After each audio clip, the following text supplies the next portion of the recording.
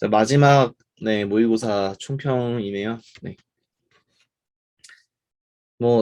계속 이제 글자로 쓰다 보니까 아무래도 좀 이렇게 예쁘지 않은 글씨로 여러분들 보게 하는 게 좀 그런 것 같아서 오늘 좀 정리를 했어요. 평균 점수도 굉장히 낮게 나오기도 했고 여러분들 좀 나름의 충격 같은 걸 느끼셨을 것 같아서 좀 정리를 해 와서 여러분들 공유하면서 진행을 하고자 합니다. 자, 화면 잘 보이실 거라고 생각을 하는데 혹시 안 보이시거나 하는 상황 발생하면은 바로바로 말씀해 주시고요. 여기 점수 보시면 알겠지만 언어는 뭐 항상 비슷비슷해요. 난이도는 한 65, 67.5에서 70 사이로 나오도록 잘 조정을 해주고 있고 어제도 그런 말씀을 하시더라고요. 어떤 분이 이제 이전 언어랑 한 6회랑 5회 정도랑 비교해 비해서 어떻게 보면 좀 더 질이 좋아 보이기도 하고 다른 학원 모강들에 비해서 이유가 있는 거를 이유 있는 함정을 많이 집어넣고 있다 이런 평을 해주시더라고요. 굉장히 감사하게 생각하고 있고 이번 주에 제가 약속드리기를 이제 원저상을 가급적이면 다 케어를 해드리겠다라고 말씀을 드렸었는데 말씀드린 것처럼 다음 주까지 이 출제를 해주신 분들하고 피드백을 할 수가 없는 그런 상황이기 때문에 나름대로 제가 봤을 때 정말 문제라고 생각하는 언어의 일부 문구 그리고 이제 문제가 될 수 있는 부분들을 최대한 덜어냈어요. 그 부분 빼고는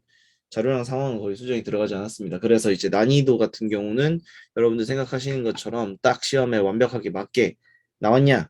라고 하면은 솔직히 잘 모르겠어요. 언상은 비슷하게 나왔을 겁니다. 자료가 54.4가 나왔다라는 게 저도 약간 걸리기는 해요. 54.4면은 좀 많이 낮게 나온 거 아니냐 이런 생각을 하실 것 같아서 조금 고민스럽긴 한데 사실 또 실전 가보시면 5급 친구들이랑 여러분들이 경쟁을 하게 될 거고 그때는 아마 7급 분들 평균 점수로 봤을 때 이 정도 점수가 충분히 나올 수 있지 않나라는 생각도 있어요. 네, 어렵게 나온다면 이 정도 평균 점수 나올 수 있다는 거죠. 7급 분들만 빼놓고 봤을 때. 뭐 7급을 준비를 하시는 분들도 모두들 열심히 하시지만 5급 친구들 같은 경우는 자료 해석을 정말 준비를 많이 하는 그런 경향이 있기 때문에 아마도 이 평균 점수는 7급 준비하시는 친구들을 기준으로 했을 때는 이 평균 점수가 나오더라도 5급 애들이 한 20% 정도 물타기가 들어가면 평균 60점까지 나올 거예요. 그런 측면에서 이 정도 자료 해석 점수는 어떻게 보면 실전에 가깝지 않을까라는 생각이 있습니다. 뭐 아시겠지만 작년 모의 평가 같은 경우도 자료 해석의 평균이 제일 낮았고요.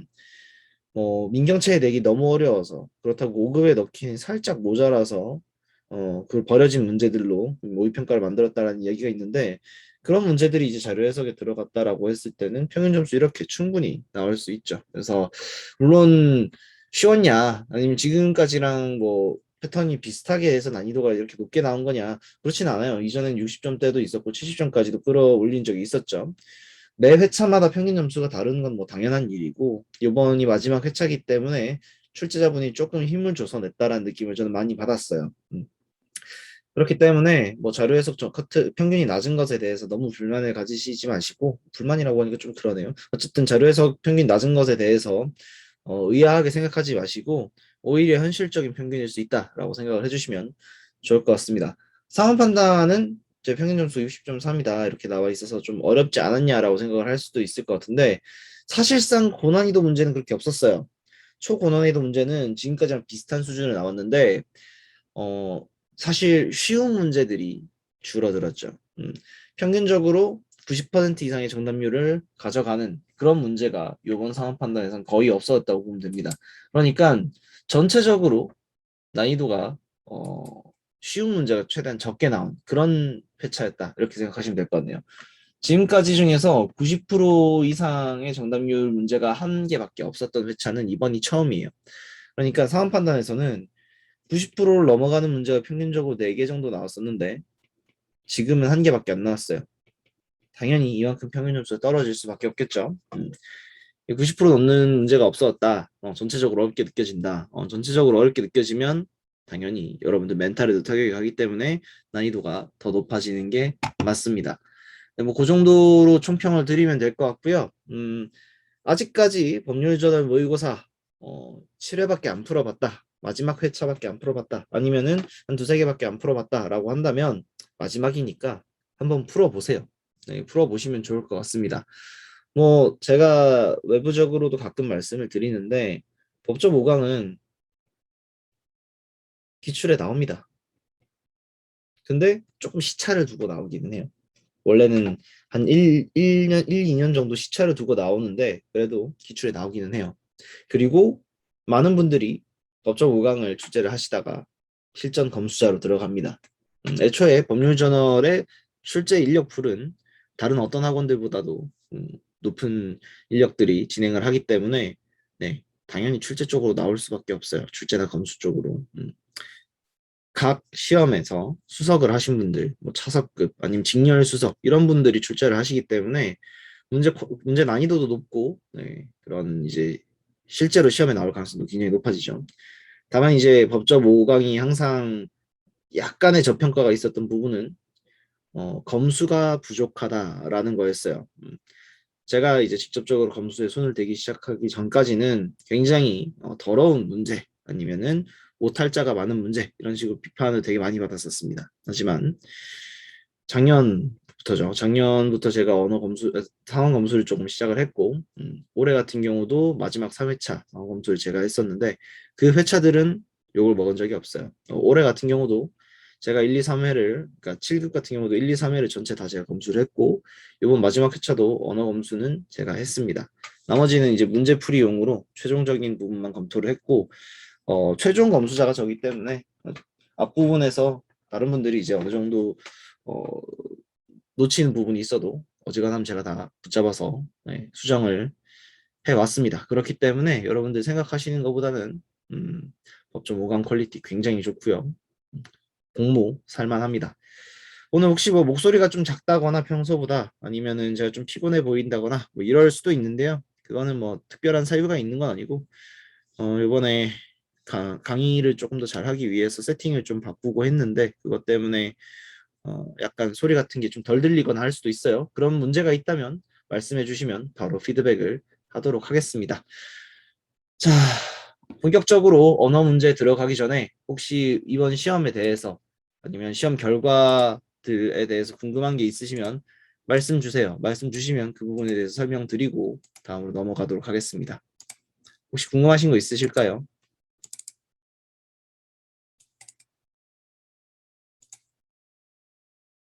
음. 아무도 없으신 것 같으니까 그러면 바로 문제로 넘어가도록 하겠습니다. 자, 있네요. 있으면 대답하고 넘어가야죠. 평균이 주는 의미가 뭐냐고요? 사실 평균만 놓고 보면은 여러분들이 그 의미를 파악을 할 수가 없어요. 네. 평균만 놓고 보면은 그 의미에 대해서 명확하게 알 수가 없는데 그 평균과 동시에 50% 이상의 학생들이 얼마나 점수를 잘 받았느냐 아니면은 특정 문제들 중에서 90%를 넘어가는 정답률을 보이는 문제들이 많이 존재하느냐 아니면 그런 문제들이 적은 상태에서 평균이 높게 나오느냐 이런 것들을 하나하나 다 따지면은 사실 전반적으로 시험을 치는 사람들의 전체적인 실력이랑 그리고 문제별 난이도 그리고 약점 같은 것들을 다 파악을 할 수가 있어요.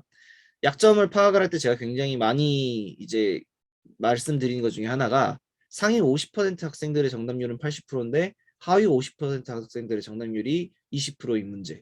이런 건 평균 치면 50% 나오겠죠? 이런 문제들은 전체적인 평균을 끌어내려요. 하지만 고득점적인 친구들은 굉장히 잘 보게 되죠. 그러면 양극화가 일어나요. 양극화가 일어나면 어떻게 될까요? 커트라인이 올라가요. 아니지. 큰일 날 뻔했네요. 거꾸로 말했네요. 양극화가 일어나면 커트라인이 내려가요.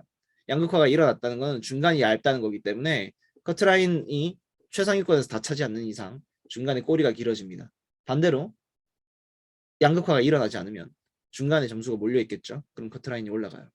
똑같은 평균이라고 하더라도 문항별로 어떻게 이제 백분율이 나눠지느냐에 따라서 커트라인을 보는 그런 이제 예측하는 감 자체가 달라지거든요.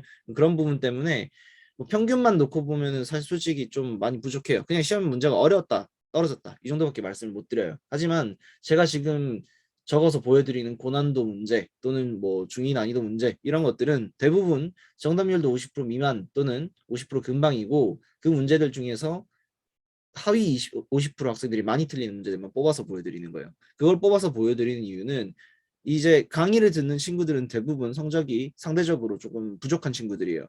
자기가 잘하는 애들은 강의를 안 들어요. 그러면은 못하게 조금 더 이제 점수가 낮은 친구들이 더 잘하기 위해서 뭘 해야 되냐. 이제 고득점자들이 잘 맞는 문제들에 대해서 어떤 특징을 파악을 하고 본인이 약점을 가지고 있는 걸 찾아야 되잖아요. 그런 걸 찾을 때 주어져 있는 평균과 제가 가지고 있는 별도의 문항별 백분율을 합쳐서 설명을 드리는 거죠. 네, 그런 걸 듣고 나면 조금 더 어떤 방식으로 접근하면은 고득점자들이 하는 것처럼 할 수 있을까를 좀 더 쉽게 생각할 수 있기 때문에 그거를 제가 알려드리는 겁니다. 평균 그 자체만으로는 그냥 지난주보다 어려운데 여기서 끝이에요. 거기서 부가적으로 제가 알려드리는 자료를 통해서 여러분들이 또 판단을 하셔야죠. 음. 난이도가 예상보다 어려울 때 어떻게 접근해야 되냐라고 말씀하셨는데 별거 없어요. 난이도가 어려웠을 때는 나만 어려운 게 아니라 다 어렵다라고 생각하시면 돼요. 지금 질문하신 거에 답이 있습니다. 네. 질문하신 거에서 어려워져서 쉬운 문제에서도 실수가 많아지고 점수보다 폭락했다 이렇게 말씀하시면서 쉬운 문제에 실수가 많아졌다라고 하잖아요. 그거는 어려운 문제를 하나를 접하고 나서 그 다음 문제를 풀 때 시간이 촉박해졌기 때문이에요. 그럼 이렇게 생각하시면 됩니다. 아, 처음 문제를 몇 개를 풀었는데 어려운 문제가 많네. 그러면 이 시험이 전반적으로 어려울 가능성이 높으니까 쉬운 문제들 위주로 내가 골라서 풀어야 되겠다. 어려운 문제다라는 감이 나오면 조금 빠르게 넘겨가면서 선구안이 아마 지금 시점에서 선구안을 올릴 방법이 딱히 없으니까 현 시점에서 할 수 있는 방법으로는 어려운 문제를 만나고 나면 그 다음에 쉬운 문제들에서 시간을 단축하려고 하지 말고 정확하게 풀려고 하는 그런 방식으로 선택을 하시는 게 좋아요. 어차피 25문제 중에서 20문제 맞으면 합격하실 거예요. 뭐 20문제보다 좀 더 틀려도 나머지 잘하면 합격을 충분히 할 수 있을 겁니다. 행정고시 같은 경우는 5급 같은 경우는 40문제 중에서 30문제만 풀어도 합격을 해요. 뭐 전 솔직히 7급으로 가신다고 하더라도 7급에서도 그렇게 커트라인이 높아질 거라 생각하진 않아요. 80점 정도에서 커트라인을 그러니까 가장 높은 값이 80점이라 생각하고 한 75 넘어가면 될 거라고 보거든요. 거의 대부분 직렬에서. 그러면 사실 6개 틀려도 괜찮은 거예요. 그럼 6개 못 풀고 나머지를 다 맞는 게 더 유리할 수 있죠. 네, 6개 찍으면 하나는 맞을 거니까. 약간 그런 식으로 해서 쉬운 문제라고 급하게 풀고 넘어가겠다라는 생각. 이걸 버리세요. 그러면 네, 점수가 폭락하지는 않습니다. 언어는 이게 뭐 예전에 5급들이나 뭐 순서가 크게 의미가 있지. 사실 7급에서 순서를 따지는 거는 굉장히 위험해요. 왜 위험하냐? 7급은 25문제잖아요. 25문제고 앞뒤 세트로 나눠지는 게 아니에요. 언어 논리 퀴즈 같은 경우도 25문제 중에서 한 구역에 4문제가 나오고 끝인 거고 이제 그냥 하프 모의고사를 치는 거랑 마찬가지란 말이에요. 원래 행시에서 순서가 중요했던 이유는 하프로 나눠서 앞뒤가 순서가 바뀐 그 책형 시스템 때문에 1번부터 20번까지, 21번부터 40번까지 배열이 똑같고 그 배열에 근거해서 우리가 난이도를 추정할 수 있기 때문에 의미가 있던 거예요. 근데 25문제에서 어떻게 배열을 바꿀까? 논리 퀴즈를 하나씩 1번부터 10번까지, 11번부터 20번까지 나올 수는 없잖아요. 그런 경우라면 결과적으로는 어떤 배열에 근거한 어떤 순서, 속도 조절 이런 건 어려워질 거예요. 그러면 할 수 있는 거는 유형별로 내가 어떤 걸 풀까 말까를 결정을 하는 건데 개인적으로는 저는 이제 순서대로 푸는 편이지만 올해 시험 같은 경우는 논리를 먼저 풀었어요. 논리 퀴즈를 먼저 풀어서 고득점을 가져갈 수 있었는데 문제를 푸는 순서 그 자체에 너무 얽매이시기보다는 내가 약점이 있는 문제들이 보이면 일단 넘어가고 그 다음에 다시 돌아와서 풀겠다. 이런 생각으로 가져가시는 게 좋아요. 빨리 푼다가 아니라 정확한 시간 내에 풀고 남는 시간 안에 내가 못 푼 걸 푼다라고 생각하셔야 돼요. 25개 다 풀어야 된다라고 생각을 하시죠? 아닙니다. 그렇지 않아요. 여러분들이 25개를 다 풀려고 하고 25개를 다 풀기 위해서 어떤 순서를 고민하면 그 1시간 중에서 10분은 여러분들 전략 짠다고 시간을 소비를 할 거예요. 그래서 많이 봤습니다. 정말 많이 봤는데 열심히 모의고사를 풀면서 본인들은 한치도 쉬는 시간 없이, 그러니까 뭐 그 딴짓 하는 것 없이 문제만 푼다고 생각을 해요. 하지만 그놈의 전략이란 걸 쓰기 위해서 날리는 시간이 최소 7분에서 10분입니다. 그거는 녹화를 해보면 나와요. 여러분들 1시간 문제 푸는 거 녹화해서 보시면 문제를 푸는 시간도 있지만 문제를 푸는 게 아니라 그 다음 문제를 풀 것인가 말 것인가 아니면 요 페이지를 넘어갈 것인가 말 것인가 고민하면서 로스 버리는 시간이 한 페이지에 30초에서 1분은 쓸 거예요. 그러면 총 13페이지니까 그것만 해도 얼마죠? 7분이에요. 그렇게 시간을 버리게 된다는 거죠. 순서를 고민하는 사람은 고득점을 할 수가 없어요. 그냥 내가 약점이 뭐다, 강점이 뭐다 이것만 정확하게 하세요. 약점이 문제가 나왔다. 그럼 제끼는 거지 바로. 가령 시간적 구성으로 나온 문제 또는 공간적 구성으로 나온 독해 문제. 공간적 구성으로 독해 문제가 나오면 굉장히 어려워지거든요. 가령 20년도에 나왔었던 그 궁궐 문제 같은 거는 이제 뭐 그건 좀 시간적 문제라고 볼 수도 있겠지만 20년도 궁궐 문제나 19년도에 나왔었던 지리 산의 범위 물어보는 문제들 그런 것들 같은 경우에 이제 시공간적 구성으로 만들어진 문제들인데 보통 정보들이 굉장히 많아요. 그런 문제들은 풀 때는 이제 보통은 풀면 안 되죠. 행시 치는 친구들한테는 제가 3, 4번을 좀 넘기라고 말을 많이 해요. 굉장히 고난도의 공감각적이라고 해야 되나? 뭐 시각적인 그런 것들을 그릴 수 있어야 되거나 아니면 시간적으로 뭔가 배열을 할 수 있어야 되는 뭐 그런 능력치가 요구되는 문제들이 있는데 그런 건 풀면 안 되겠죠. 네. 그래서 언어 논리 문제 푸는 순서를 정한다. 그런 거 정하지 마시고요. 내가 안 풀 걸 정하세요. 내가 풀지 않고 넘길 거. 그거만 해도 충분히 점수 관리가 될 겁니다. 그러면 좀 봅시다. 언어는 어려운 문제가 3번, 5번, 10번이라고 말씀을 드렸어요. 그럼 3번, 5번, 10번부터 보고 갑시다. 글쎄요, 이 3번, 5번, 10번이 어렵다라고 말씀을 준 게 아니라 여러분들의 통계가 보여주고 있는데 그렇게 어려운 문제라고 생각하진 않았어요, 저는. 저는 이 문제들이 어려운 문제라기보다는 뭐 살짝의 부담감을 주는 문제다. 약간 이런 생각이 있었습니다. 전반적으로 학생들이 이제 요 문제들을 많이 틀리긴 했어요. 많이 틀리긴 했지만 낚시로 틀렸을 가능성도 있고요. 학생들이 부담감을 느껴서 틀렸을 가능성도 있죠. 그런데 이 5번 문제 같은 경우는 상위건 하위건 정답률 자체가 높질 않아요. 다 낮아요. 정답률이 그냥 18%인데 정답에 해당하는 거를 선택하신 친구들보다 정답이 아닌 걸 선택한 사람들이 어, 조금 더 많아요. 그리고 다 분산이 돼 있어. 모든 번호에 다 분산이 돼 있어요. 이게 무슨 말일까? 정답이 분명히 정답이라고 하면은 일반적으로 3, 40%의 이제 비율은 나와야 되는데 얘는 18%밖에 안 나왔단 말이죠. 그리고 나머지도 다 비슷비슷하게 20% 정도예요. 그럼 왜 그럴까? 여러분들이 이런 유형에 대해서 굉장히 두려워하고 어, 명확하게 판단을 못했거나 그런 친구들이 굉장히 많을 거고 일단 그리고 본인이 제대로 풀었다라고 생각을 하는 친구들 중에서도 친구들이라는 표현이 맞는지 모르겠네요. 어쨌든 그렇게 푼 수험생들 중에서도 디귿선지에 대해서 판단을 제대로 한 분들이 별로 없었기 때문에 이게 정답률이 낮게 나온 거겠죠. 그럼 문제를 먼저 한번 봅시다. 어, 콘넬이라는 사람이 실험을 한 걸 가지고 이야기를 하고 있죠. 네, 청홍 따개비 속에 X 그리고 조무래기 따개비 속에 Y가 나오고요. 조간대 전체에 정착하는 X의 유충과 그리고 중간 지대랑 높은 지대만 정착하는 Y의 유충 이런 거를 설명을 하고 있고요. 그래서 유충일 때랑 성체일 때랑 위치하는 바가 달라진다. 뭐 이런 내용들이 담겨 있는 게 본문에 있는 내용이에요. 거기서 우리가 조금 더 고민을 해야 되는 부분은 그냥 위치한다가 아니라 위에서부터 아래까지 고지대, 저지대, 중간지대 이런 식으로 해서 영역이 나눠져 있고 이게 유충기랑 성충기의 X, Y의 분포가 다르다라는 걸 파악하는 게 제일 중요하겠죠. 예, 답이 3번인데 5번을 선택한 친구들이 상대적으로 좀 더 많기 때문에 디귿선지부터 검토하도록 할게요.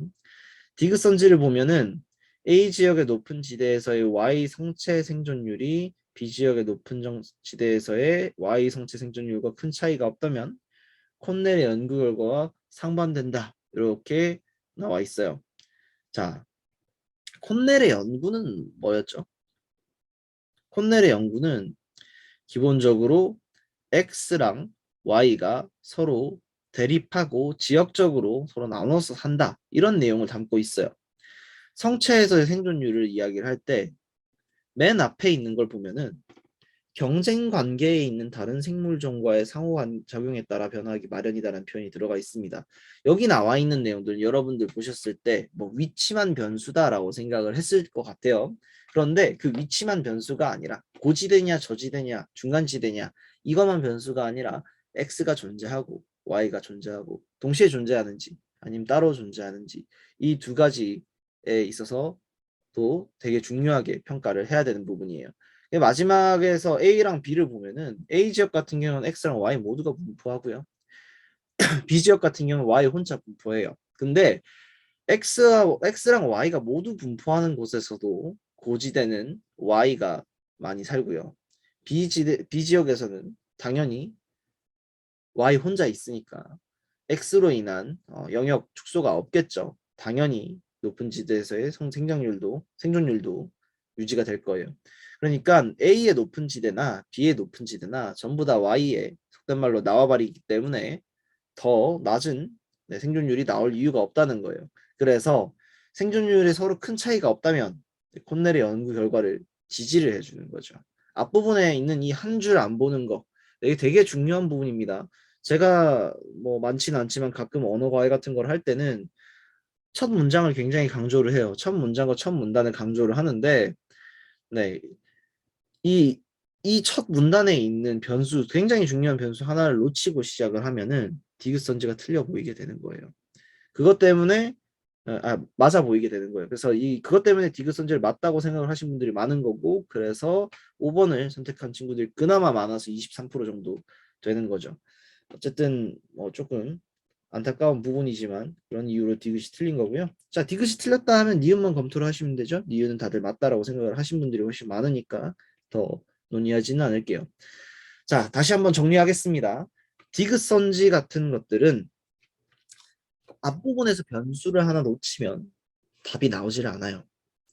여러분들은 언어 독해에서 지문을 독해를 할 때는 반드시 첫 문장, 첫 문단 안에 있는 정보들을 완벽히 수용하려고 노력하세요. 첫 문장이나 첫 문단에 있는 정보들을 바탕으로 해서 나머지 내용들이 전부 다 전개가 되는 거예요. 경쟁 관계에 있는 다른 생물종과의 상호작용에 따라 변화하기 마련이다 라는 내용이 들어있음에도 불구하고 두 번째 문단은 성체냐 유체냐 그리고 이제 조간대 중간 지대냐 높은 지대냐 낮은 지대냐 이런 식으로 지대적인 요소들 그리고 그러니까 위치의 요소들 그리고 성체냐 유충이냐라는 이제 시기의 요소들 이런 거를 마치 핵심 변수인 것처럼 설명을 하고 있어요. 거기에 낚이지 않으려면 첫 번째 문단을 잘 보셨어야 됐겠죠.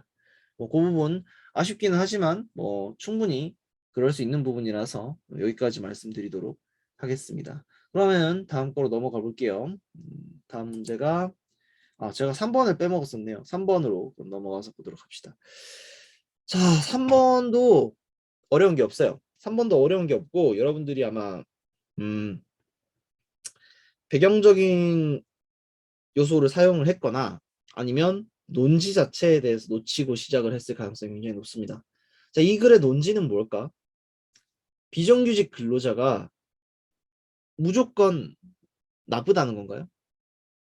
상대적으로 낮은 임금과 열악한 근무 조건 그리고 극심한 고용 불안에 시달리고 있다. 그래서 보호받아야 된다. 여기까지는 맞아요. 그리고 여기서 이제 조직화되어 있지 못해서 뭐 봉쇄되어 있다. 구조적으로 봉쇄되어 있다. 이런 부분에 있어서 약간 언더독으로 만들어주고 있는 건 맞습니다. 그런데 비정규직이 전부 다 나쁘다라고 말을 했을까요? 아닙니다. 두 번째 문단 첫 문장에서 뭐라고 하고 있죠? 비정규직 제도는 노사 양측의 권익이 고려됨으로써 노동 유연화 정책이 추구하는 본래의 목적을 할 수 있게 해준다. 이런 식으로 해서 긍정적인 요소가 있다는 걸 분명히 제시를 하고 있어요. 비정규직 제도는 악이다가 아니라 악이긴 하지만 현재 악의 형태로 나타나고 있지만 선의 요소도 있다라는 걸 분명히 제시를 하고 있어요. 그러면 최소한 이 니은선지에 나와 있는 것처럼 모든 비정규직을 정규직화하는 것은 어렵지만 정규직을 다 없애야 된다. 비정규직을 다 없애야 된다. 뭐 이런 내용들. 들어가면 안 되겠죠. 2번과 4번 같은 거 답이 될 수가 없는 거예요. 왜? 최대한 많은 수의 비정규직을 정규직화해야 된다. 그러니까 비정규직은 무조건 최소화되는 게 옳다라는 게 니은선지의, 그러니까 2번이나 4번에 나오는 니은의 내용이에요. 이건 당연히 배제를 하고 시작을 해야 되겠죠. 여러분들이 글을 읽어 내려갈 때 쭉 이렇게 순서대로 글을 읽어 내려갔다면, 빈칸의 앞뒤만 보지 않고 전체적인 내용을 다 보셨다면은 이 부분을 검토를 하지 않을 수가 없어요. 긍정적인 요소를 고려하지 않을 수가 없다는 거예요. 그걸 고려를 했다면 당연히 2번과 4번은 지우고 시작하겠죠. 그 다음, 자, 그럼 2번, 4번을 걸러내고 나면 이제 135가 문제가 되는데, 135는 이제 기업 파트에 나오는 거잖아요. 여기서 기업 규모나 업종에 따라 분절되어 있는 기존의 노동시장을 취업 형태에 따라 또다시 분절시킴으로써 라고 되어 있는데, 여기서 중요한 부분은 이거예요. 조직화를 어렵게 한다 뒤에 이 문장이 나와 있고, 그 사이에 접속어로서 즉이란 단어가 나와 있다는 겁니다. 자, 즉이란 단어를 언제 쓰죠? 얘를 언제 쓸까요? 이거 언제 쓰지? 별거 없어요. 앞에 문장이랑 같을 때. 그쵸? 앞에 문장과 같은 말을 해야 됩니다. 노동계국 내부의 이질성을 심화시켜서 조직화를 어렵게 한다가 결론입니다. 조직화가 어렵게 된다가 결론이고, 그걸 같은 말로 반복해서 말을 하는데 계층 간 사회 통합을 저해한다가 들어가면은 말이 맞지 않죠. 조직화가 되지 못한다에 있어서의 패러프레이징 될 수 있는 용어는 영향력이 없다가 돼야 되겠죠. 그래서 답이 3번이 되는 거예요. 이 문제 같은 경우는 여러분들이 글을 읽는 방식을 지적을 하기 위해서 출제됐다고 저는 생각을 합니다. 지금까지 언어 출제를 해주신 분이 너무 쉽게 출제를 한다라고 저는 항상 생각을 해왔어요. 하지만 마지막 문제는 굉장히 저는 마음에 들어요. 특히 이 마지막 세트에 나오는 문제들은 수정한 부분들을 제외하고 나면 마음에 드는 게 굉장히 많거든요. 특히 이런 굉장히 이제 통사론적인 접근으로 들어가는 문제들에 대해서 저는 굉장히 긍정적으로 생각을 하고, 여러분들이 글을 꼼꼼하게 읽게 만든다는 점에서 저는 긍정적이라고 생각해요. 여러분들 글을 좀 날림으로 읽는 경향이 있습니다. 특히 언어 문제 풀 때 그러시면 안 돼요. 꼼꼼하게 읽어라가 아니에요. 구조화 시켜서, 그리고 어, 특수한 어절들이 있잖아요. 약간 뭐 한정사라든지 아니면 역접 순접의 접속사라든지 뭐 그런 것들을 잘 체크하면서 읽으라는 거예요. 내용을 한 번에 이해하는 거 저도 못하고 여러분도 못하고 아무도 못해요.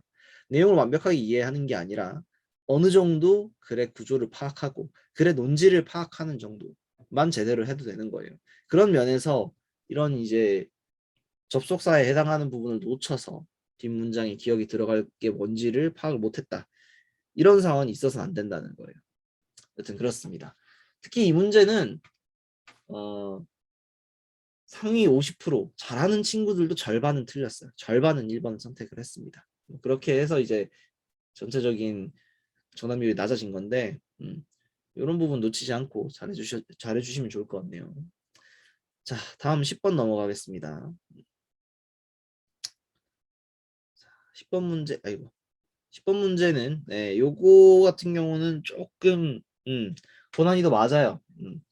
앞에 3번, 5번은 뭐 고난이도라고 해도 그렇게까지 고난이도일 필요가 없는데 오히려 정답률이 낮게 나오는 거라 생각하고요. 얘는 여러분들이 조금 어려워할 수 있을 것 같아요. 기본적으로 과학 지문들을 다들 어려워하는데 얘가 이제 문제인 이유는 이게 가설을 여러분들한테 설정하기를 요구를 하기 때문에 그렇습니다. 가설 설정이 왜 어렵냐? 우리 대부분 과학 문제들은 이미 가설을 준 상태에서 생각을 해요. 그러니까 여러분들이 어떤 방식으로 생각을 하면 되는지 가이드라인은 최소한 제시가 되어 있는 거죠. 근데 이 가설을 내가 찾아내야 될 때, 이때는 가이드라인이 주어져 있지가 않아요. 여러분들이 그 가이드라인을 만들어내야 된다는 점에서 조금 난이도가 올라가죠. 물론 이제 이런 문제들은 예전에 5급에서 조방이 인기가 많을 때는 굉장히 쉬운 문제에 속하는 거였어요. 하지만 요즘에는 5급 친구들도 조방을 공부를 거의 안 하기 때문에 이런 문제가 나오면 많이 곤란해할 겁니다. 뭐 7급이건 5급이건 다 어려워할 문제이기 때문에 제가 요거는 조금 어렵다라고 말씀드리는 거예요. 자, 그래서 여기 나와 있는 내용들 잘 읽어봅시다.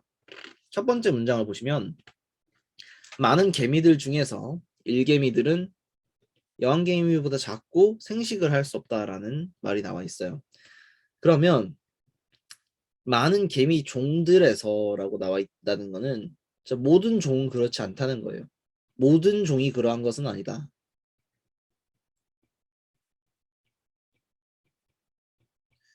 자, 모든 종이 일개미들이 여왕개미보다 작고 생식을 할 수 없는 것은 아니다라고 말한다면은 어떤 개미 중에서는 일개미가 여왕개미랑 비슷한 것들도 있을 수 있겠죠. 그리고 생식을 할 수 있는 것도 있을 수 있을 거예요. 둘 다 있을 수도 있고요. 그러면 왜 많은 개미들한테서 일개미가 여왕개미보다 작고 생식을 할 수 없는 상태로 나타나게 되느냐? 이게 이제 질문으로 나올 거란 말이에요. 이게 전체적인 내용일 거예요. 그러면 자, 이거는 쉽잖아. 일개미들이 여왕개미들보다 작고 생식을 할 수 없는 이유에 대해서 찾는다. 자, 그러면 그 궁금증에 대해서 연구를 어떻게 하는지 밑에 쭉 내려가는 걸 보면은 인슐린하고 뭔가 관련성이 있다라는 정보들이 계속해서 나와요. 그럼 이 궁금증이라는 건 결국 뭐겠죠? 이 궁금증이라는 거는 그 인슐린의 작용이라는 걸 통해서 밝혀지는 거예요. 그럼 이 밑에 나와 있는 내용은 인슐린과 개미의 어떤 개미의 신분과 인슐린 사이의 관계에 대한 설명들을 쭉 나열하고 있겠죠. 그러면 한번 생각을 해봅시다. 이 과학자들이 정말로 궁금해했던 게 인슐린이 개미에 미치는 영향일까요? 아니면 신분을 만드는 그 어떤 개미들한테 신분을 부여하는 그 기제가 궁금했던 걸까요? 그 기제 안에서 인슐린이 발견이 된 거 아닐까? 자, 그렇게 생각을 한다면 답은 2번 말고는 할 수 있는 게 없어요. 굉장히 간단하게 접근을 할 수 있는 거예요. 이 3번 같은 거 선택하시는 분들은 어떻게 보면은 맥락을 잘못 읽은 거예요. 분명히 실험을 하고 있어요. 실험을 하고 있고 인슐린이나 인슐린의 작용 비작용의 여부에 따라서 작용의 여부에 따라서 신분이 나눠질 것이다. 이런 내용들만 담겨 있어요. 신분이 나눠질 수 있는 그런 기제들만 나눠져 있어요. 그러면 사회적 종으로 진화하는 방향 이거에 대한 설명은 절대 아닌 거예요. 여왕개미가 되느냐, 일개미가 되느냐, 산란이 가능해지느냐, 불가능해지느냐 이거를 나누는 것, 그 내용만 담겨 있어요. 그럼 3번 선택할 수가 없어야 되는 거예요. 그러니까 첫 번째 문장이 제가 중요하다고 했잖아요. 앞에서도 중요하다고 했고 여기서도 중요하다고 말씀을 드리는 거예요. 글을 읽을 때 첫 번째 문장에서 글의 핵심이 담겨 있어요. 여러분들이 한번 생각을 해보세요. 결론부터 적는 사람들 많죠? 여러분들이 글을 쓸 때도 결론부터 적게 되잖아요. 그럼 결론을 적고 나서 그 다음에 적는 건 어딜까? 맨 앞에 첫 문장이에요. 본론부터 쓰는 사람은 없습니다. 그리고 첫 문장을 가장 많이 가다듬어요. 첫 문장 안에서 그 뒤에 나올 내용들을 충분히 유출을 할 수가 있습니다. 그걸 활용을 해주시면 좋을 것 같아요. 자, 그러면 10번도 됐습니다. 이 문제 어려워 하시는 거 이해는 되는데 충분히 이해는 되는데 첫 문장만 잘 읽으면 그렇지 않아도 된다. 이 부분 기억하고 따라와 주시면 좋을 것 같네요. 어쨌든 3번, 5번, 10번은 10번을 제외한 3번, 5번은 적어도 정답률이 한 60%는 나와줘야 되는 문제입니다. 정답률이 좀 많이 낮아요. 그러니까 여러분들 얼마 안 남았잖아요. 얼마 안 남은 시점에서 복습을 하실 때는 뭐 오늘은 모의고사 해설을 듣겠지만 내일부터는 복습만 하는 거란 말이에요. 뭐 주중에 한 번 정도 시험을 더 쳐볼 수는 있겠지만 시험이든 뭐 기출이든 하나 풀어볼 수는 있겠지만 지금부터는 복습만 하셔야 되는 시기란 말이에요. 그럼 복습을 할 때 어떻게 해야 되느냐? 내가 어떤 부분을 안 읽었었지? 어떤 부분을 놓쳐서 글을 잘못 읽게 됐지? 아니면 어떤 접속사에 대해서 어떤 이제 부사에 대해서 놓쳐서 글의 맥락을 왜곡시켰지? 이런 부분들을 여러분들이 복습을 해야 돼요. 언어를 복습을 한다면. 지금 시점부터 뭔가 새로운 걸 할 수는 없어요. 일주일 남은 시점에 새로운 어떤 뭐 기술을 배운다거나 아니면 새로운 논리적인 새로운 개념을 배운다거나 이런 건 애초에 불가능해요. 체화를 시킬 수가 없으니까. 그럼 현재 남아있는 방법은 지금까지 저희가 해오던 것, 우리가 해오던 것들을 어느 정도 수정하는 것밖에 없어요. 그 방법밖에 없고, 그거는 복습을 하는 과정에서, 네, 틀렸던 것들 복습을 반복하는 과정 내에서 어느 정도 발견이 될 수 있는 것밖에 없어요. 네, 그 정도 선에서 끝내야 되기 때문에 저도 사실 첫 문장 독해법을 알려드리고 싶지만 여기까지만 하고 네, 가도록 할게요. 2번이랑 완전히 달라요. 사회적 종으로 진화시켰는가? 어떻게 사회적 종으로 진화하였는가라고 표현을 하고 있죠. 사회적 종이다, 사회적 종이 신분이다 이렇게 생각을 할 수 있어요. 근데 문제는 개미 전체에 대해서 사회적 종이다 아니다를 이 글이 논하고 있지 않다는 게 핵심이에요. 이 글은 여왕개미랑 일개미가 어떻게 구분이 되는가에 대한 거예요. 여왕개미, 일개미만 있나요? 개미 안에? 병정개미도 있죠. 그거 말고도 뭐 찾아보면 더 있겠죠. 제가 모르겠지만 크게 봐도 신분이 여왕개미, 일개미 두 가지만 있는 건 아니에요. 그러면 사회적 종이다라고 말을 할 때의 개미는 여왕개미, 일개미로서 나눠지는 것뿐만이 아니라 이 얘네들이 군락을 이루고 집을 짓고 일사불란하게 움직이는 그 모든 것들이 사회적 종을 구성하는 요소가 돼요. 그러면 개미는 어떻게 사회적 종을 진화하는가에 대한 대답은 이런 인슐린을 통해서 여왕개미랑 일개미의 역할을 구분해주는 정도에서 끝나면 안 되겠죠. 훨씬 더 많은 내용이 들어가야 돼요. 이해되시나요? 어, 되면 듣다고 해주시면 좋을 것 같고 아니면 네, 다행이네요. 네, 그런 부분이 되게 중요해요. 제가 생각할 때는 여러분들이 과추정을 되게 많이 해요. 5급 친구들은 너무 협소하게 추정을 해서 많이 틀리고요. 7급 친구들은 과추정을 많이 하는 것 같아요. 상대적으로. 어, 좀 더, 좀 더 이 범주 비교를 많이 해보시면 좋을 것 같아요. 2번과 3번이 똑같은 말 아니냐. 충분히 그렇게 읽힐 수 있어요. 근데 더 엄밀하게 따지면 어떻게 될까? 어느 쪽이 좀 더 넓은 범주를 이야기하고 좀 더 좁은 범주를 이야기를 할까? 이건 충분히 고민을 해볼 수가 있잖아요. 그러면 제일 좁은 범주 내에서 본문의 내용이 다 커버가 돼. 그럼 그게 답인 거예요. 근데 그 제일 좁은 범주 내 범주로 질문을 한 거에서 본문의 내용이 커버가 안 돼. 그럼 그 다음 게 답이 되겠죠. 이런 부분을 고려를 조금 더 해줘야 돼요. 우리는 문장에서 주는 뉘앙스로 풀면 안 돼요. 글을. 그러니까 글을 볼 때 뉘앙스로 뭔가 해결을 하려고 하면 안 돼요. 2번과 3번 비슷해 보이고 3번이 좀 더 좋아 보이는 걸 하고 선택하면 안 된다는 거예요. 예. 여튼 간에 제가 뭐 많은 거를 지금 여러분한테 새롭게 알려드릴 수는 없으니까 이런 것들이 어, 여러분들한테 틀리는 요소가 될 수 있다. 이런 거 안 읽는 거 얘도 그렇고 이것도 그렇고 첫 번째 문장 안 읽어서 틀리는 거니까 꼭 잘 봤으면 좋겠다라는 거. 요 정도만 하고 이거는 넘어가도록 할게요. 자, 그러면 그 다음 문제를 볼게요. 16번, 17번이 생소했을 거예요. 여러분들한테 되게 생소했을 문제고 커트가 낮아지는데 약간 일조를 한 것 같아요. 16번 문제는 생시에서도 요즘에는 거의 안 나오는 문제고 예전에 한 2013년도 이전에는 좀 나오다가 지금은 리트에만 나오는 문제예요. 당연히 어려워할 수 있고요. 어려워해도 괜찮은 문제입니다. 저도 요거 보시면 알겠지만 뭐 이거 제가 수정을 좀 많이 했었어요. 근데 난이도가 있는 문제가 맞기 때문에 여러분들 틀린 거 괜찮습니다. 차라리 전 이게 정답률이 더 낮아야 된다고 봐요. 앞에 세 문제보다는. 그럼에도 불구하고 요게 정답률이 낮은데 이걸 보면은 많은 분들이 2번과 5번을 하셨네요. 2번과 5번을 하셨고 2번이랑 3번의 차이 그리고 5번과 3번의 차이를 보면서 이거를 검토를 해보면 좋을 것 같아요. 자, 2번과 3번의 차이를 한번 볼게요. 2번과 3번의 차이는 미음의 위치예요. 그치. 사실 이렇게 하나만 차이 나게 하면 학생들 많이 틀려요. 리트 갖다 줘도 이건 틀릴 거야. 이거는 충분히 이해는 돼요. 자, 그럼 미음 봅시다. 미음은 주권자는 법을 폐기하지 않는다라는 정보예요. 음, 그리고 법을 폐기하려면 할 수도 있다가 리을이고 디귿은 법에 대한 침묵은 무언의 동의를 의미를 하며 주권자는 법을 폐기하지 않는다면 법을 계속 인정하는 것이다. 이렇게 되어 있죠. 그러면 여기서 미음의 위치가 지금 많은 친구들이 2번을 선택을 하시면서 네, 그 리을이랑 미음이 같이 가서 디귿이 나와야 된다라고 생각을 했어요.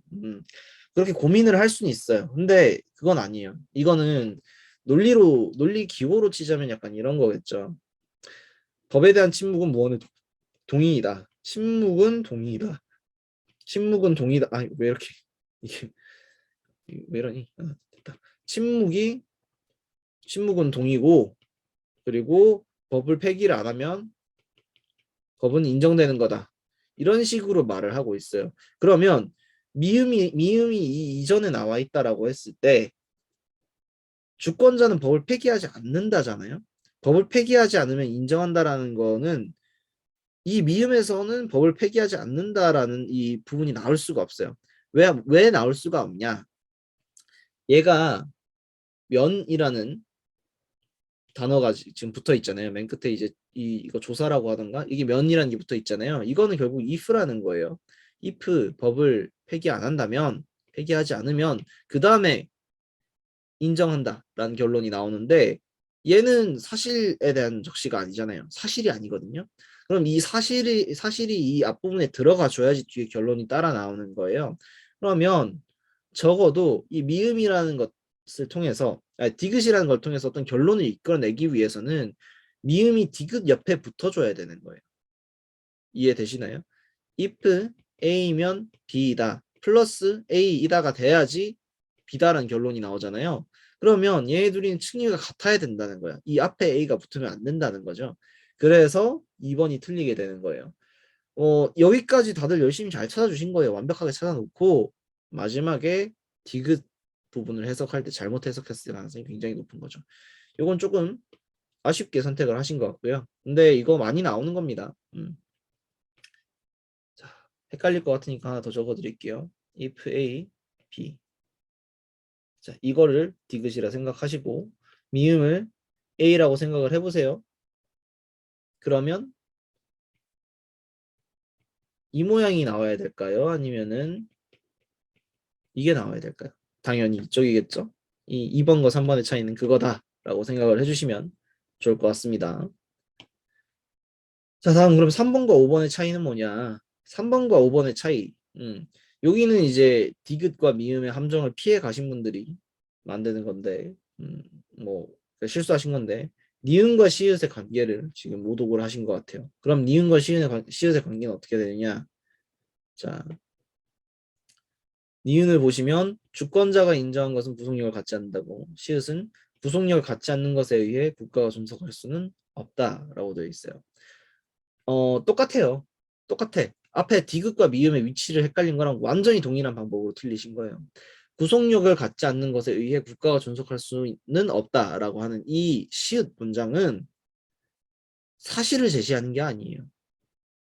사실을 제시하는 게 아니라 구속력을 갖지 않는다면 국가가 존속할 수는 없다. 이런 식으로 가야 되는 거예요. 얘도 일종의 조건문이라는 거죠. 조건문에다가 사실을 더해줘야지 결론이 나오잖아요. 그러니까 얘도 좀 전에 보여드린 건 똑같이 니은과 시읒이 이렇게 인과의 형태로 연결이 돼서는 안 된다. 또는 if의 형태로 연결이 돼서는 안 된다라는 게 네, 5번이 틀린 이유예요. 뭐 이 정도 하면 된 것 같네요. 이 문제 어려워할 만해요. 저는 인정합니다. 낚시 포인트도 5급 친구들도 많이 틀릴 것 같아요. 요거는 틀리는 것 자체는 문제가 안 되는데 2번이든 5번이든 선택하신 분들이 다 동일한 방식으로 틀렸기 때문에 그 부분만 좀 수정하려고 노력하시면 좋을 것 같아요. 그 다음 17번. 17번도 정답률이 좀 낮죠. 17번도 정답률이 낮고 반드시 참인 것만을 골라라 라고 되어 있는데 이거는 논리 퀴즈 중에서는 뭐 나름 복잡해요. 나름 복잡한 편이고 사람도 많이 나오고 하니까 헷갈릴 수 있을 것 같습니다. 하지만 뭐 배열하는 방식을 조금만 생각을 해보시면 많이 어렵진 않아요. 일단은 본문 안에 조건이 추가로 들어가 있습니다. 본문 안에서 A, B, C, D랑 이제 사람 수를 비교를 했을 때 A가 C보다 많다. 이런 정보가 추가로 들어가 있고 또 세 번째 대학에서는 3대학에서는 이제 전부 수석 합격자만 있다. 이런 내용들 정도 보시면 될 것 같습니다. 그리고 A, B, C, D 학교의 사람들이 다 다르다. 사람 수가 다 다르다. 이것도 기억을 해주시면 좋을 것 같네요. 자, 그 다음에 A랑 C 이렇게 딱 끊어놓고 봤을 때 A에는 현수가 다니고요. D가 이제 수아가 다니는 학교예요. 그다음에 영진과 현수만 직렬 수석 합격자다라고 말을 하고 있죠.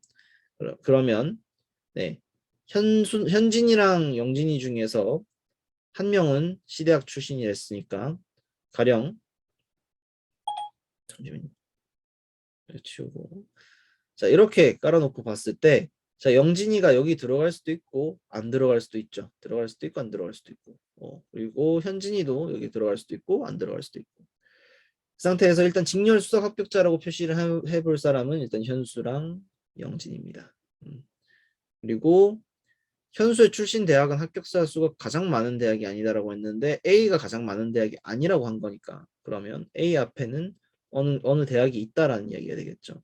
자, 이런 상태고 D 같은 경우는 수아는 D 대학의 유일한 합격자였다라고 해서 기술직 합격자 중에서는 유일하게 혼자 있는 거니까 D가 제일 낮은 대학이 돼야 되겠죠. 사람 수가 제일 적은 대학이 돼야 되겠죠. 이런 식으로 배치를 해주는 겁니다. 자, 이러면 기억선진은 해결이 됐네요.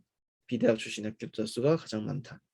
자, 그럼 여기서 추가적으로 넣어줄 수 있는 거 현수랑 수아 이렇게 넣어줄 수 있고요. 영진이가 직렬 수석 합격자다라는 정보가 있으니까 이렇게 넣어줄 수가 있겠죠. 자, 그리고 세 번째로 많은 대학의 합격자들은 모두 직렬 수석 합격자였다라고 되어 있으니까 여기는 더 이상 사람이 들어갈 수가 없는 거예요.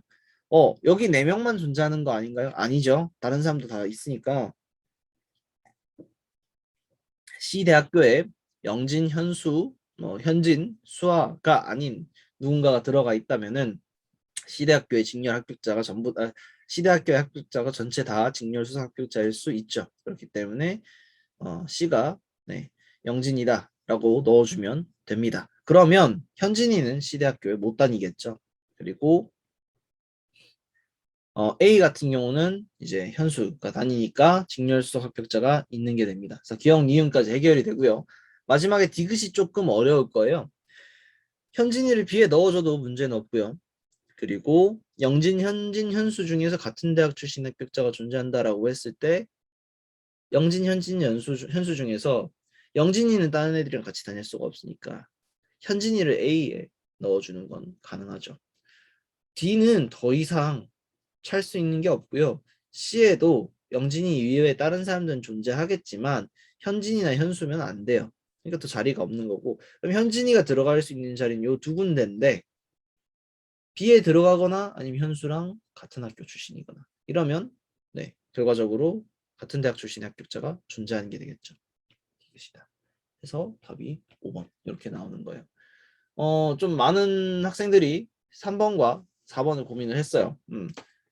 사실 확신을 못했다는 거겠죠. 특히 3번을 선택한 친구들은 대부분 이제 5번 디귿선지에 대해서 확신을 못한 게 패착일 건데 그거는 충분히 그럴 수 있습니다. 이것도 제가 특별히 뭐라고 할 만한 내용은 아닌 것 같아요. 일단은 잘 하셨으니까 문제가 될 것 같진 않네요. 자, 언어는 이렇게 5문제가 핵심적인 문제예요. 1번 문제도 제가 걸어놓긴 했는데 난이도가 높은 문제라기보다는 그냥 정답률이 생각보다 낮게 나왔다 정도의 문제고 사실 1번 문제가 정답률이 낮았기 때문에 언어가 상대적으로 더 어렵게 느껴졌을 가능성도 높을 것 같아요. 네. 자, 2개 중에서 하나 모르겠다라고 할 때는 일단 넘어가세요. 일단 넘어갔다 돌아오는 게 좋고요. 왜 이게 좋냐? 그걸 다시 볼 시간이 없을지도 모르겠다라고 말을 할 수도 있겠지만 그걸 고민하고 있으면 그 시간이 없어지는 거고요. 바로 넘어가면 일단 시간이 발생을 해요. 남겨지는 시간이 생겨요. 그리고 어차피 머리가 안 돌아간 상태에서 그 문제에 대해서 더 이상의 두뇌 회전이 안 된 상태에서 보고 있어봤자 시간 낭비밖에 안 돼요. 그리고 그 어떤 답을 선택을 하더라도 그게 신뢰가 가질 않아요. 오히려 뒤에 문제 풀 때 더 방해만 됩니다. 그래서 저는 일단 두 개 모르는 거 나오면 일단 제끼고 보거든요. 옆에다가 이렇게 표시를 해놓고 넘기고 봐요. 넘어갔다가 이렇게 넘기는 문제가 한 10문제쯤 돼버리면은 오히려 시간이 10분 이상 남을 수밖에 없어요. 돌아와서 다시 보는 거죠. 돌아와서 다시 볼 때는 어느 쪽이 더 답이 아닐까를 생각을 해요. 어떤 게 더 맞다. 이거를 평가를 하려고 하면은 어, 매우 힘들고요. 이게 틀렸다라고 생각하고 그 근거를 대려면 굉장히 쉬워져요. 이게 과학 실험이랑 똑같습니다. 과학 실험에서도 반증이 쉽지 입증이 쉬운 게 아니에요. 반증이 훨씬 쉬워요. 입증은 원래 불가능합니다. 네, 그렇기 때문에 추론해서 선지 두 개가 헷갈린다, 어렵다 이럴 때는 그 두 가지 중에서 어느 게 더 맞냐를 고를 게 아니라 넘어갔다 돌아와서 어느 게 더 틀릴까 생각을 해서 틀린 걸 지우고 나머지를 선택하는 거예요. 그러면 훨씬 더 정답률이 올라갑니다. 제가 하는 방법이니까 그대로 쓰시면 괜찮을 것 같아요. 자, 혹시 뭐 다른 거 궁금하신 거 있으실까요?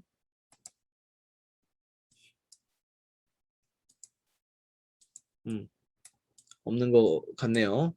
그러면 언어는 여기까지 하죠. 오늘 자료가 할 게 많기 때문에 언어 일단 여기까지 하고 9시 5분에 다시 자료를 시작하도록 할게요. 조금 이따가 다시 봅시다. 네, 다시 왔습니다. 뭐 첫 문장 독해 방법 조금 알려달라고 하셔가지고 간단하게만 말씀드릴게요. 자, 이런 글을 한번 봅시다. 조선시대의 법과 예교는 사회를 유지시켜주는 중요한 두 축이었다. 이렇게 첫 문장에서 말을 하고 있죠. 그러면 법이랑 예교에 대해서 질문을 할 거고요.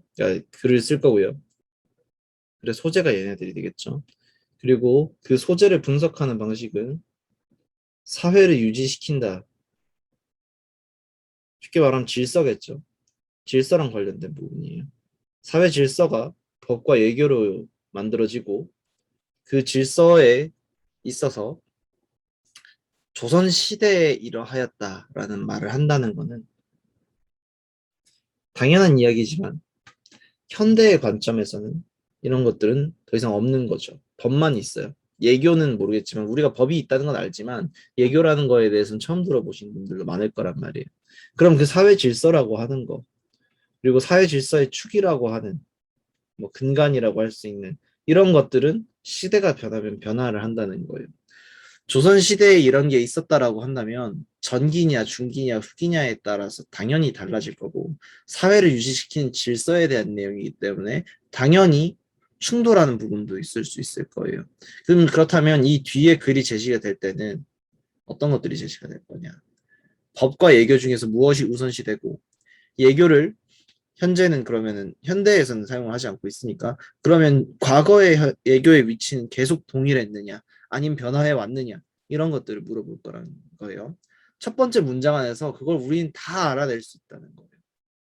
첫 문장 안에 법과 예교에 대한 이야기가 있고 사회를 유지시키는 것에 대한 이야기가 있고 그리고 얘들이 축으로서 이루어져 있다는 것을 알고 있기 때문에 그걸 이미 들었기 때문에 우리는 그 뒤에 나올 내용이 이 법과 예교 중에서 무엇이 더 우위에 있고 사회를 더 어떻게 이제 그 질서를 만들어줬고 시대가 변하면서 어떻게 변화해 왔는지를 제시를 할 것이다. 이걸 다 예측을 할 수가 있고 그럼 본문에 나온 내용들은 그 내용을 다 구체화시켜 주는 거에 불과해요. 내용을 구체화시켜준다라는 것에서 우리가 알 수 있는 거는 우리는 이 각 단락 안에 뭐가 들어가 있는지만 확인하고 내려가도 전체 구조를 알고 있기 때문에 해당 단락, 선지가 요구한 단락을 찾아가는 속도가 훨씬 더 빨라진다는 걸 의미를 합니다. 그래서 첫 문단을 통해서 여러분들이 가상의 목차를 만들어주는 거예요. 가상의 목차를 만들고 글을 읽으면서 그 목차가 맞는지 확인을 하는 겁니다. 그럼 그 목차가 맞다면 맞는 대로 좌표가 될 것이고 틀리다면 틀린 부분에 대해서 내가 어떤 부분이 나의 상식과 이 글의 내용이 다르기 때문에 그 부분을 맞춰가야 되는지 검토할 수 있는 그런 기준이 되어주는 거죠. 그래서 각 단락의 좌표를 만들어주고 그 기준이 얼마나 일치하는지를 검토하면서 내려가기 때문에 선지에 내려가는 시점에서는 이미 모든 내용들에 대해서 굉장히 얕게나마 다 알고 있는 상태로 내려갈 수 있게 돼요. 글을 이해하려고 하는 친구들은 대부분 한 줄 한 줄 줄 그어가면서 읽잖아요. 저는 시험지가 정말 깨끗하거든요. 형식 단락을 내용 단락으로 나눠주는 것 이외엔 전혀 표시가 없어요. 이거는 뭐 증인이 뭐 하도 많기 때문에 뭐 더 말할 필요도 없는데, 그렇게 할 수 있는 이유가 각 단락별로 어떤 내용이 들어가 있는지를 아주 집중적으로 살펴보기 때문에 그래요. 근데 그 집중적으로 살펴보는 걸 단축하는 방법이 첫 번째 문단에서 일종의 목차를 만들어내는 거죠. 그 다음에 나머지는 뭐 다 좌표만 찾고 나서는 이제 선지에서 올라가시면 되는 거고요. 네. 이런 게 이제 첫 문장 독해법입니다. 네. 고득점자들은 이렇게 읽는 친구들이 많아요. 뭐 본인들은 이렇게 표현을 안 할지는 모르겠지만 뭐 대부분의 경우에 이런 식으로 글을 읽더라고요. 제가 되게 존경하는 어떤 형님도 언어 지문 읽을 때 이런 식으로 읽는다라는 이야기를 건네 들었어요. 이제 새로 강사도 하시는 분이고 유명한 분인데 어, 글 읽기 방법이 굉장히 저랑 비슷하다고 하더라고요. 뭐 물론 차이점이 있어요. 차이점이 있지만 네, 많이 비슷하다고 하니까 뭐 그런 내용인갑다. 잘하는 사람들은 다 저렇게 하나 보다. 따라하면 좋겠다.